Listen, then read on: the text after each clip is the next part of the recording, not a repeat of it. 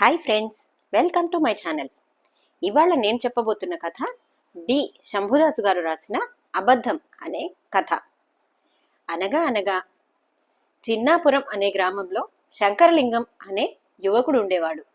వాడికి అబద్ధాలు చెప్పి జనాన్ని నమ్మించి ఆనందించడం సరదా.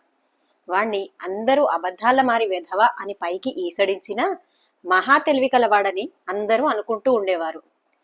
ఒకసారి శంకరలింగం వీధిన పోతూ ఉండగా పెద్దాపురం గ్రామం వాడైన ఈశ్వరయ్య వాణ్ణి పలకరించి, నేను పొరుగు గ్రామం వాడినైనా నీ గురించి బాగా తెలుసు. నువ్వు అబద్ధాలు చెప్పి అందర్నీ నమ్మిస్తూ ఉంటావట కదా, ఏది ఒక్క అబద్ధం చెప్పి నన్ను నమ్మించు చూద్దాం అన్నాడు.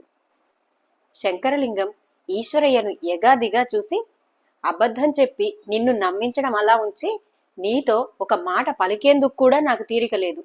ఊరి చెరువుకు గండిపడి నీరంతా పక్కనున్న పొలాల్లోకి ప్రవహిస్తుంది. ఎన్ని చేపలనైనా అలా చేత్తో పట్టుకుని ఇంటికి తీసుకెళ్లొచ్చు అంటూ చెరువుకేసి పరుగు ప్రారంభించాడు.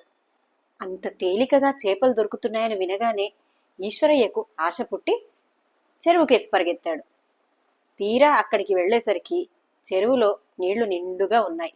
దాంతో అతడికి శంకరలింగం తనకు అబద్ధం చెప్పి నమ్మించాడని అర్థమైంది. అది సంగతి. కథ కంచికి మనం ఇంటికి. మరిన్ని మంచి కథల కోసం నా ఛానల్ని సబ్స్క్రైబ్ చేసుకోండి. Thank you.